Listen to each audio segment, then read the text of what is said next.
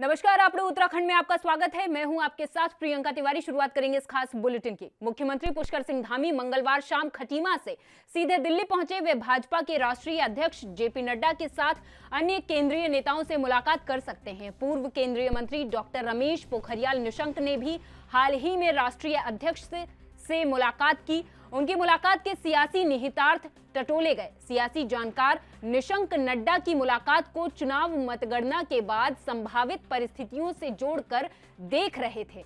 इस बीच मंगलवार को मुख्यमंत्री धामी ने नई दिल्ली का रुख किया। मुख्यमंत्री कार्यालय के सूत्रों ने धामी के दिल्ली दौरे को सामान्य करार दिया है, लेकिन सूत्रों के मुताबिक धामी की दिल्ली दौड़ रणनीतिक मानी जा रही। माना जा रहा है कि धामी नई दिल्ली पार्टी के शीर्ष नेताओं के साथ मुलाकात कर सकते हैं। वह अगले कुछ दिन दिल्ली में रह सकते हैं। संभावना है कि वह राष्ट्रीय अध्यक्ष नड्डा से मुलाकात करेंगे। इधर सीएम के दिल्ली रवाना होते ही सियासी अटकलों का बाजार गर्म है।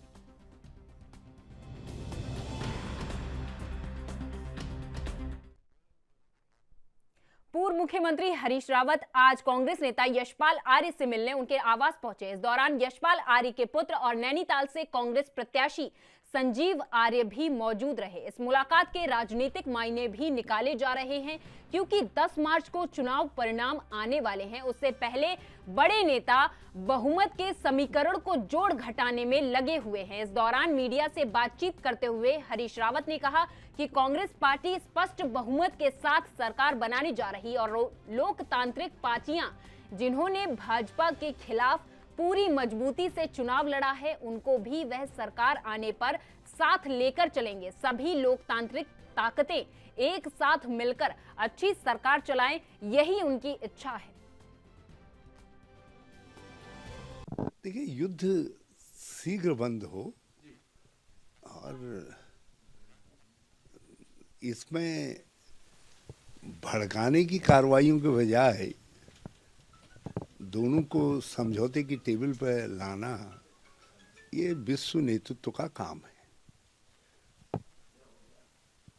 वहाँ समाधान हमेशा युद्ध का शांति से ही टेबल पर आकर के ही होता है। तो जितना विलम्ब हो रहा है उतना मानवता वहाँ पीड़ित हो रही है, चाहे वो यूक्रेन के लोग हों, चाहे बाहर के लोग हों। अब यूक्रेन में युद्ध हो रहा है और भारत में लोग चिंतित हैं। न जाने कितने हजार चूल्हे ऐसे हैं जो ठीक से जल नहीं रहे हैं, माँ खा नहीं पा रही है। सबके हलक सूखे हुए हैं, पता नहीं क्या हो। और कल जिस तरीके से हमारे कर्नाटक के एक छात्र को गोला लगने से मौत हुई है, वो पानी लेने के लिए गया था, पानी नहीं मिल रहा था कई दिनों से। तो हम तो बड़े दुखी हैं इस बात को लेकर के कि हम इस चीज़ को एंटीसिपेट क्यों नहीं कर पाए, जबकि वहाँ युद्ध की बातें 1 महीने 1.5 महीने से हो रही थी। कुछ देशों ने अपने दूतावास बंद करने शुरू कर दिए थे और ऐसे में भी हमने छात्रों को किसके भरोसे वहाँ छोड़ रखा था। यह बिजनेस। उत्तराखंड के सीएम पुष्कर सिंह धामी ने यूक्रेन में फंसे उत्तराखंडी छात्रों के परिजनों से मुलाकात की और उन्हें ढांढस बंधाया। वहीं पर मुलाकात के दौरान उन्होंने कहा कि परेशान होने की जरूरत नहीं है, इस जटिल घड़ी में हिम्मत रखें, उनके बच्चों पर आंच नहीं आने दी जाएगी, उन्हें सकुशल वापस लाया जाएगा, जिसकी तैयारी केंद्र सरकार पहले ही कर चुकी है।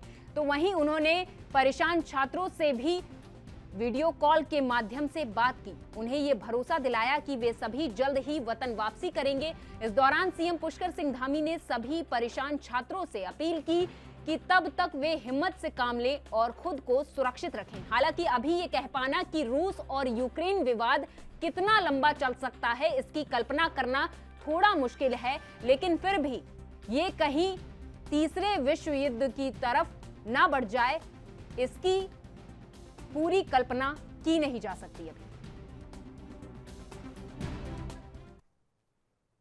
यूक्रेन और रूस के बीच हो रहे युद्ध के बीच यहां फंसे भारतीयों को भारत सरकार के द्वारा निकाले जाने का क्रम लगातार जारी है।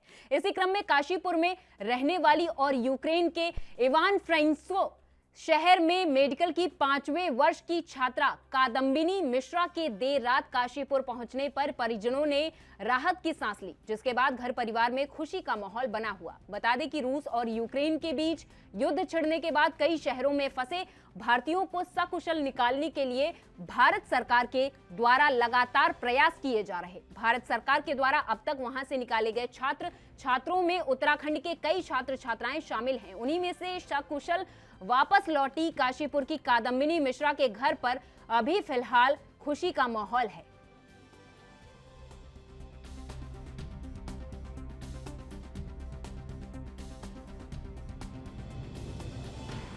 बेरोजगारों का शोषण हो रहा है, फिर भी मैं इस सरकार को धन्यवाद देता हूं जो यहाँ के छात्रों को लाने का प्रयास कर रही है और प्रयास सफल भी हो रहा है, उन्हें सुविधाएं भी दे रही है। और मैं तो ये कहूँगा कि इस देश की जनता के भलाई के लिए आज की तारीख में जनता की भलाई के लिए भी मोदी जरूरी है और देश के लिए भी मोदी जरूरी है। अगर हमारा सशक्त प्रधानमंत्री नहीं होता तो आज हमारे ये मेडिकल स्टूडेंट यूक्रेन से बाहर नहीं आ सकते थे। इतना तो जरूर कहूँगा। तो अच्छाइयाँ भी हैं, हो सकता है कि ये कमियाँ सरकार के संज्ञान में ना हो, तो मैं तो आपके चैनल के माध्यम से निवेदन करना चाहूँगा कि ये कमियाँ जो मेडिकल शिक्षा में हैं वो सरकार के संज्ञान में लाई जाए, सुधार किया जाए। फर्स्ट ऑफ ऑल तो जो मतलब समानता का अधिकार है हर सबके लिए। अब जो बच्चा फॉरेन से पढ़ के आ रहा है इतनी विभीषिकाओं में भी, उसके लिए आप अलग रूलिंग कर रहे हो, क्या तुक है भैया? शिक्षा वही, और जो यहाँ पढ़ रहा है उसके लिए नियम अलग, क्या तुक हुआ ये? क्या हिंदुस्तान के एक क्या नाम है माध्यमिक शिक्षा बोर्ड में उत्तराखंड से पढ़ने वाले बच्चे के लिए रूलिंग गवर्नमेंट अलग कर देगी, और उत्तराखंड माध्यमिक शिक्षा और यूपी बोर्ड से परीक्षा पास करने वाले के लिए रूलिंग अलग कर देगी? नहीं करेगी ना। तो अगर विदेश से बच्चा उसी की डिग्री लेकर आ रहा है और स्वदेश में बच्चा उसी की डिग्री ले रहा है तो फर्क क्यों? वो काशीपुर पहुंच गए थे, दिल्ली में पहले ही पहुंच गई थी और घर पहुंच के बहुत अच्छा लगा। किस तरह के हालात हैं वहाँ पर? जिस समय आप लोग वहाँ से निकले थे उसके पहले क्या हालात हैं? हमारी सिटी में तो अभी उतना कुछ नहीं हो रहा है, बट वहाँ के कंडीशंस बहुत ख़राब है। बॉर्डर में बहुत रश है और बट एक बार आप बॉर्डर क्रॉस कर लेते हैं तो वहाँ लोग बहुत फ्रेंडली है, हेल्पफुल कर रहे हैं, आपको सारा सिम, खाना, सोने के लिए ब्लैंकेट्स वगैरह सब प्रोवाइड कर रहे हैं। बस एक बार बॉर्डर क्रॉस करने में थोड़ी प्रॉब्लम हो रही है, काफ़ी रश हो चुका है इस टाइम। किस तरह आप वहाँ से निकले, क्या हालात में वहाँ से निकले, कैसे निकले? हम निकलने वाले तो थे, हमारी यूनिवर्सिटी ने बसेस अरेंज करी थी, अराउंड 20 बसेस। हम सैटरडे की मॉर्निंग निकलने वाले थे, बट देन हमें लगा कि बहुत ज़्यादा रश हो जाएगा क्योंकि 20 बसेस में काफ़ी बच्चे आ जाएंगे, तो हमने सोचा इवनिंग में ही निकल जाते हैं। तो हम अराउंड 90 to 100 स्टूडेंट्स थे, हमने 2 बसेस करी एंड हम शाम को निकल गए फ्राइडे की।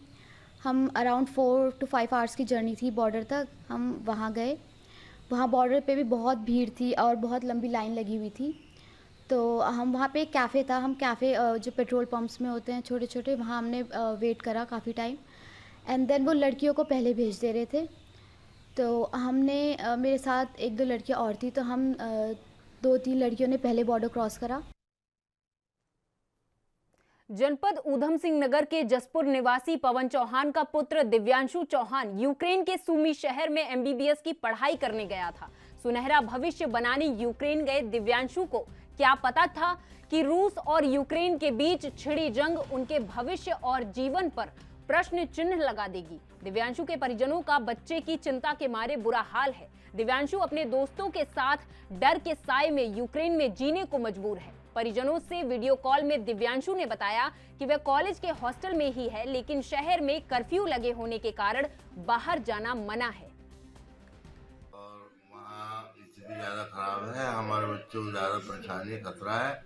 इसलिए सरकार से बार बार यही मांग है हमारी कि जल्दी से जल्दी हमारे बच्चे के साथ और जो देशवासी फंसे हुए हैं उन सबको भी बुलाया जाए। तो ये स्थिति यह है कि एक अपने रूम में है, उससे बाहर नहीं निकल सकते और बाहर जाने पर गोली मारने का आदेश है, इसलिए बच्चे बहुत डरे हुए हैं।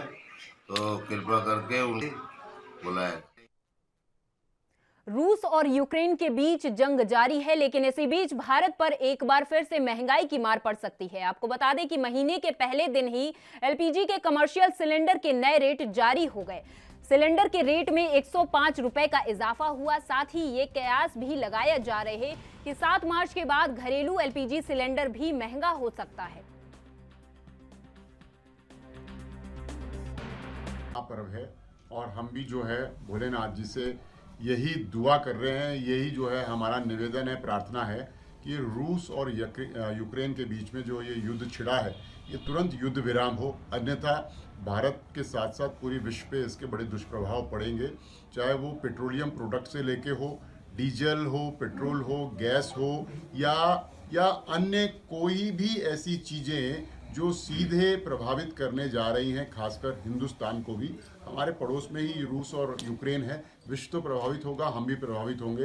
तो हम केवल इस समय यही दुआ कर सकते हैं कि भगवान इन दोनों देशों को भी सद्बुद्धि दे और वो खबर देहरादून से है, जहां एनएसयूआई ने आज गांधी पार्क में धरना प्रदर्शन किया, तो वहीं केंद्र सरकार पर यूक्रेन में फंसे भारतीय छात्र छात्राओं को पर्याप्त मदद न पहुंचाने को लेकर धरना प्रदर्शन भी किया। साथ ही जमकर सरकार के खिलाफ नारेबाजी भी की। एनएसयूआई के कार्यकर्ताओं ने केंद्र सरकार पर आरोप लगाते हुए कहा कि दूसरे देशों ने अपने नागरिकों को समय से पहले ही यूक्रेन से वापस ला चुके, जबकि भारत अपने छात्र छात्राओं को समय से नहीं लाया।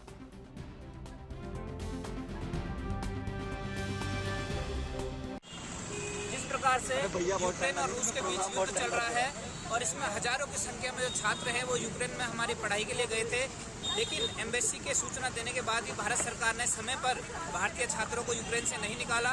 आज स्थिति ऐसी है कि हजारों की संख्या में छात्र बॉर्डर पर चलकर आ रहे हैं और वो बॉर्डर पर फंसे हुए हैं। कल कर्नाटक का एक छात्र इस युद्ध में गोलाबारी के दौरान मारा भी गया और हजारों की संख्या में छात्रों के वीडियो लगातार सामने आ रहे हैं कि उन्हें पर्याप्त संख्या में जो फ्लाइट है वो उपलब्ध नहीं हो रही है।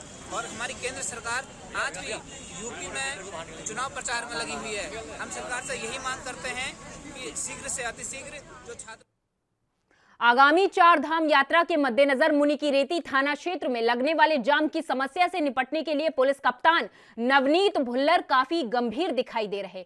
उन्होंने मुनिकीरेती, लक्ष्मण झूला और ऋषिकेश कोतवाली पुलिस में आपसी सामंजस्य स्थापित करने के लिए एक प्रस्ताव बनाकर पुलिस मुख्यालय को भेजा है, जिस पर यदि पुलिस मुख्यालय ने मुहर लगाई तो तीनों थाना क्षेत्र की पुलिस एक ट्रैफिक प्लान पर काम करेगी, जिससे कि ऋषिकेश, मुनिकीरेती और लक्ष्मण झूला क्षेत्र में जाम की समस्या से निजात मिलने की उम्मीद रहेगी। इसमें सभी कर्मचारियों का सम्मेलन लिया गया, उनसे उनकी व्यक्तिगत सामूहिक समस्याओं के बारे में पूछा गया। इसके अतिरिक्त इनके जो थाने में विवेचनाएं हैं, मालखाना है और अभिलेख हैं, CC10S है, इनके किस तरीके का काम चल रहा है इसमें, इस तरीके ये जो है इस बारे में अभी मैं जानकारी कर रहा हूँ। इसके अतिरिक्त चारधाम यात्रा शुरू होने वाली है, उसकी तैयारियाँ ट्रैफिक के लिए विशेष रूप से फोकस करने हेतु और इसके अतिरिक्त रात्रि गश्त और अपने चौकी और थाने के कर्मचारी हैं उनको आपदा के लिहाज से तैयार रहने के लिए और पुरानी विवेचनाएं जो 2021 की अब तफ्तीशें हैं उनको शीघ्र अतिशीघ्र समाप्त करने के लिए गुणदोष के आधार पर निर्देशित। अल्मोड़ा जिले के 6 विधानसभाओं की मतगणना होटल मैनेजमेंट संस्थान में होगी, जिसके लिए प्रशासन ने तैयारी शुरू कर दी है। हर विधानसभा के लिए 12-12 टेबल लगाई गई। इसी कड़ी में 150 माइक्रो ऑब्जर्वर कर्मचारियों को मतगणना के लिए प्रशिक्षण दिया गया। मतगणना के नोडल अधिकारी ने बताया कि 10 मार्च को चुनाव मतगणना को सकुशल निष्पादन के लिए पहले चरण का प्रशिक्षण दिया जा रहा है। इसके बाद एक प्रशिक्षण और दिया जाएगा।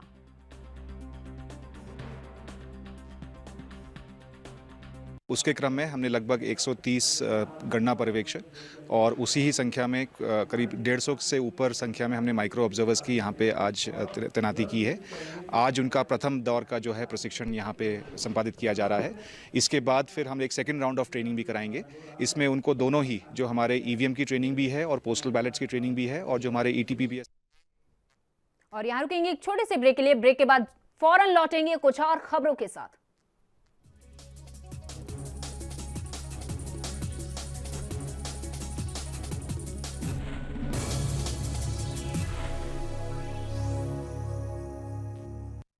ब्रेक के बाद आपका स्वागत है। खबरों की ओर रुख कर लेते हैं। स्वच्छ भारत मिशन के अंतर्गत जहां एक ओर सरकार ने निकायों को डस्टबिन फ्री करने के आदेश दिए, तो वहीं थराली नगर पंचायत शहर को डस्टबिन फ्री करने में अब तक फिसड्डी ही साबित नजर आ रहा है। ये हम नहीं कह रहे, खुद नगर पंचायत थराली के अधिशासी अधिकारी का बयान है। नगर पंचायत के इस सुस्त रवैये पर मुहर लगा रहा है।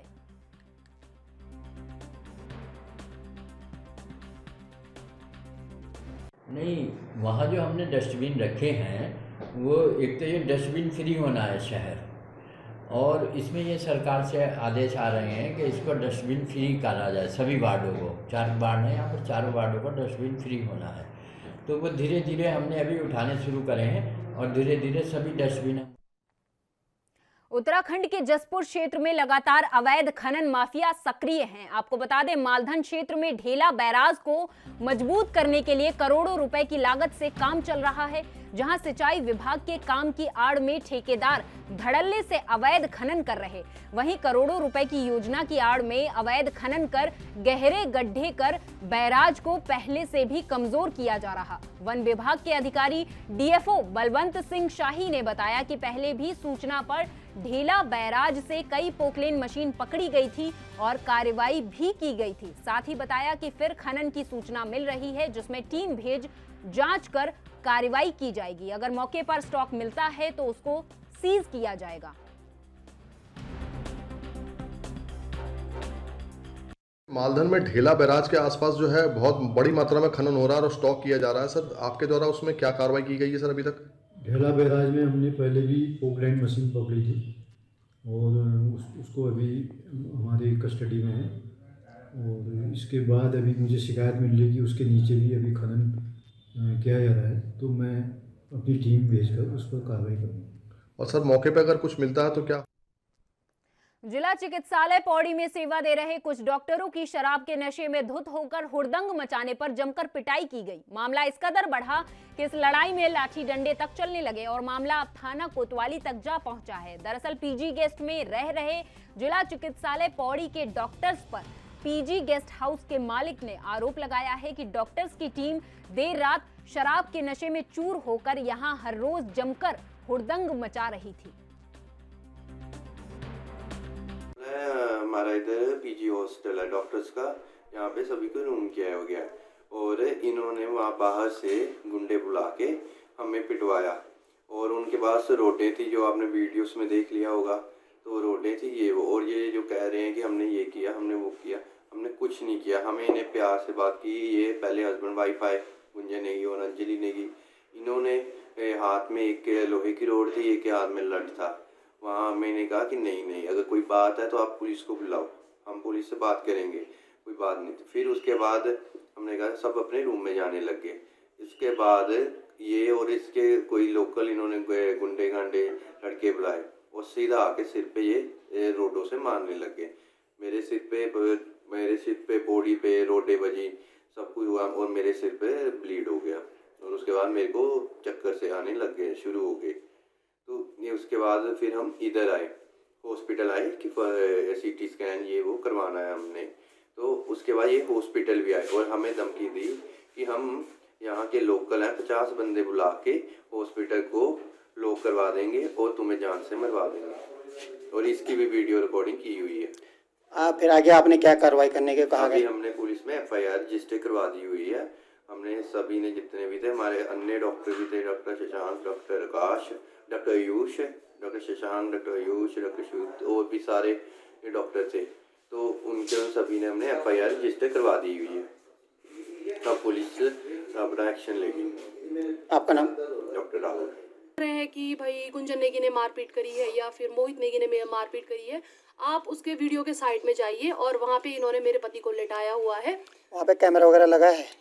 सर नहीं, कैमरा तो नहीं है। एक्चुअली उस समय सिचुएशन ऐसी थी कि हम वीडियो भी नहीं बना पाए क्योंकि हम प्रोफेशनल नहीं हैं। एक सवाल है यहाँ पे कि कहीं ना कहीं यहाँ पे जो आरोप लगा है, तो क्या आरोप सही है, क्या साबित है कि किस तरह से देखते हैं आप इसे?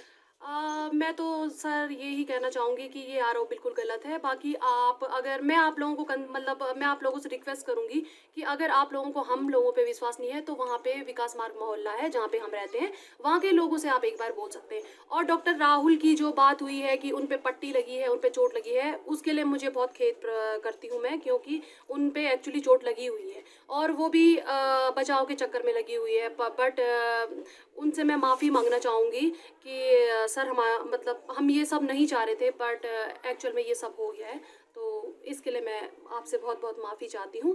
बट इतना जो बड़ा ये इन लोगों ने बखेड़ा खड़ा करा है वो सही नहीं है। लेकिन ये है उनके पीजी का, जहाँ ये जिला अस्पताल में जो पीपीपी मोड पर चल रहा है पौड़ी में, उसके डॉक्टर्स जो है रहते हैं। तो उनके द्वारा डॉक्टर राहुल सैनी है जिनके द्वारा शिकायत दी गई है कि 28 तारीख की रात में जो है जो हॉस्टल संचालक है वो उनकी पत्नी तथा उनके कुछ और साथी के द्वारा उनके साथ जो है मारपीट की गई है, जिसमें उनके चोटें आई हैं। 3-4 डॉक्टरों के मेडिकल भी कराया गया है, तो उनके चोटें आई हैं। इस संबंध में थाना हमारे पौड़ी पर मुकदमा लिखा गया है, जिसकी जांच जारी है।